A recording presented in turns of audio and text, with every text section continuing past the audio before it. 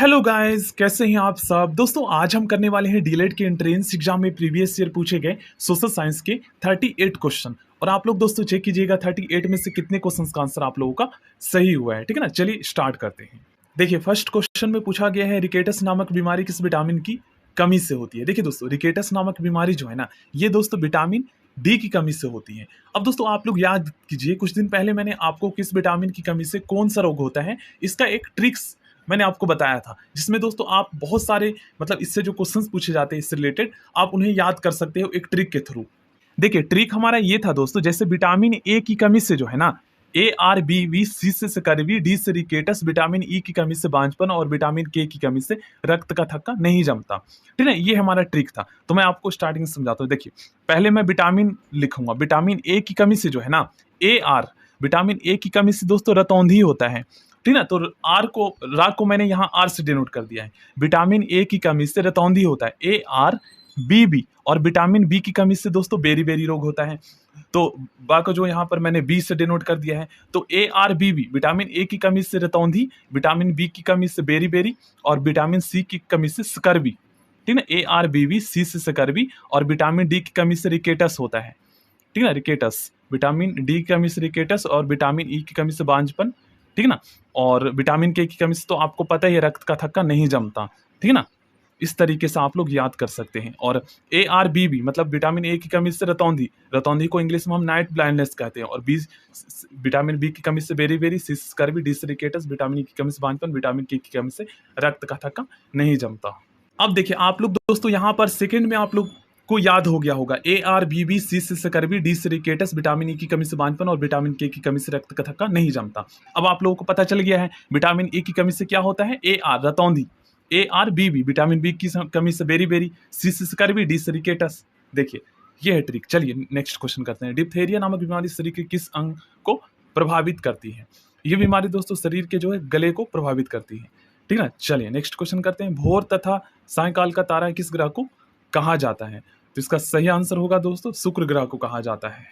देखिए शुक्र ग्रह के बारे में दोस्तों आपको और भी चीजें पता होना चाहिए, जैसे पृथ्वी का जुड़वा जो है बहन किसे कहा जाता है, तो शुक्र ग्रह को कहा जाता है। ठीक है, और सबसे गर्म ग्रह शुक्र ही है। ठीक है, हालांकि बुध सबसे पास में है सूरज के, लेकिन शुक्र सबसे ज्यादा गर्म ग्रह है। भोर और सायकाल का तारा भी कहा जाता है। ठीक ना, गोलकुंडा किला किस राज्य में अवस्थित है। ये किला दोस्तों तेलंगाना राज्य में अवस्थित है। ठीक ना, क्वेश्चन नंबर 5 में पूछा गया है विश्व स्वास्थ्य संगठन का मुख्यालय कहाँ स्थित है। दोस्तों विश्व स्वास्थ्य संगठन का मुख्यालय जिनेवा में स्थित है। और द हेग में दोस्तों अंतरराष्ट्रीय न्यायालय का मुख्यालय स्थित है। ठीक है, और न्यूयॉर्क में आपको पता ही है संयुक्त राष्ट्र संघ का मुख्यालय स्थित है। नेक्स्ट क्वेश्चन में पूछा गया है किस रंग का तरंग दैर्ध्य सबसे अधिक होता है। इसका सही आंसर होगा दोस्तों लाल रंग का। ठीक है, जिसका वेव लेंथ सबसे अधिक होता है, मतलब जिसको काफी दूर से देखा जा सकता है। क्वेश्चन नंबर 7 में पूछा गया है अंतर्राष्ट्रीय महिला दिवस कब मनाया जाता है। अंतर्राष्ट्रीय महिला दिवस दोस्तों हर साल 8 मार्च को मनाया जाता है। ठीक है ना, याद कर लीजिएगा। चलिए नेक्स्ट क्वेश्चन। पौंडीचेरी का नाम बदलकर पुडुचेरी किस वर्ष रखा गया। इसका सही आंसर होगा दोस्तों 1 अक्टूबर 2006 को। न्याय की जंजीर किस मुगल शासक ने स्थापित करवाई थी। दोस्तों न्याय की जंजीर जहांगीर ने स्थापित करवाई थी। भूमध्य सागर कितने महाद्वीपों की सीमा को स्पर्श करती है। सही आंसर होगा 3 महाद्वीपों की सीमा को स्पर्श करती है। ठीक ना, भूमध्य सागर।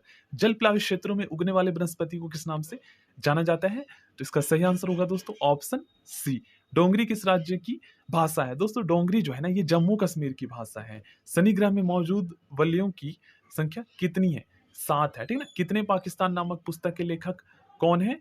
तो इसका सही आंसर होगा दोस्तों ऑप्शन बी कमलेश्वर जी। ठीक ना, सलाल परियोजना किस नदी पर स्थित है। ये दोस्तों चिनाब नदी पर स्थित है। ऑप्शन ए इसका सही आंसर होगा। शीतोष्ण कटिबंधीय क्षेत्रों में पाई जाने वाली वनस्पति क्या कहलाती है। इसका सही आंसर होगा ऑप्शन डी।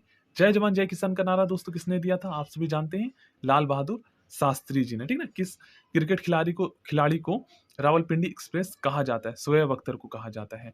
स्वेज नहर किन महासागरों को जोड़ता है। स्वेज नहर दोस्तों भूमध्य सागर एवं लाल सागर को जोड़ता है। क्वेश्चन नंबर 20 में पूछा गया है 1 डिग्री देशांतर को पार करने में 2 स्थानों के स्थानीय समय के बीच कितने मिनट का अंतर होता है।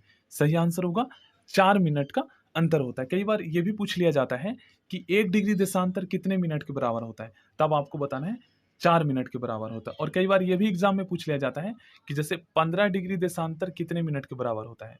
तो 1 डिग्री देशांतर 4 मिनट के बराबर होता है, तो 15 डिग्री देशांतर 60 मिनट के बराबर होगा। कहने का मतलब ये है कि 1 घंटे के बराबर, ठीक ना। चलिए, अद्वैतवाद सिद्धांत के प्रवर्तक कौन थे?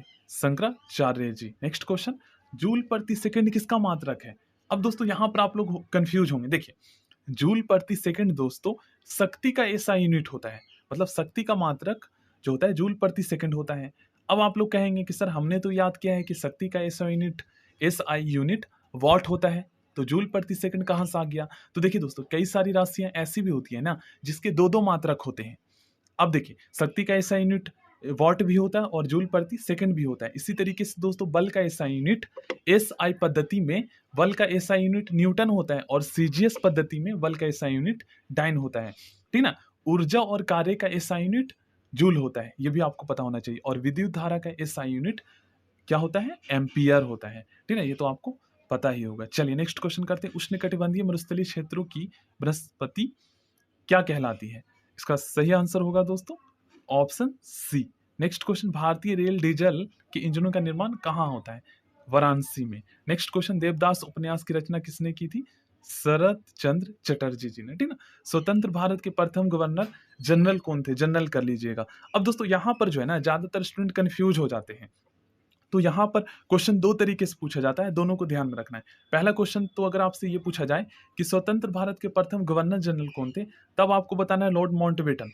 और यहीं पर अगर आपसे पूछ लिया जाए कि स्वतंत्र भारत के प्रथम भारतीय गवर्नर जनरल कौन थे, तब आपको बताना है C राजगोपालचारी, ठीक ना, भारतीय अगर आपसे पूछा जाए तो।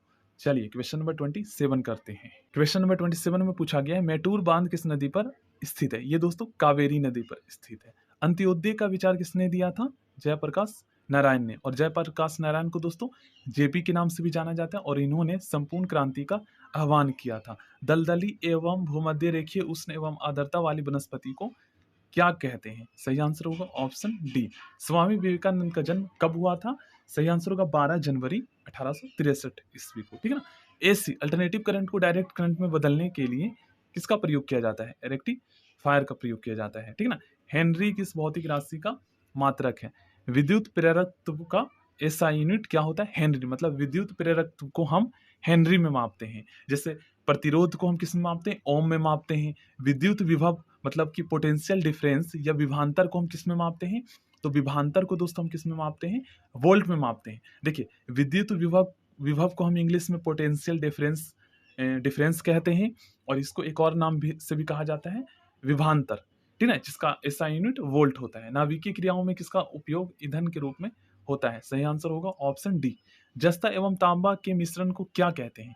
अब यहाँ पर आप लोग ध्यान दीजिएगा। देखिए दोस्तों, जस्ता एवं तांबे के मिश्रण को हम पीतल कहते हैं, जिसको इंग्लिश में हम ब्रास कहते हैं। और ब्रास जो है ना, ये दोस्तों कांसा से जो है ज्यादा महंगी धातु होती है, ठीक ना। कांसा को हम इंग्लिश में ब्रॉन्ज कहते हैं और पीतल को ब्रास कहते हैं। तो ब्रास जो है ब्रॉन्ज से ज्यादा महंगी धातु होती है। तो जो धातु महंगी होगी उसका मिश्र धातु भी तो महंगा ही होगा ना।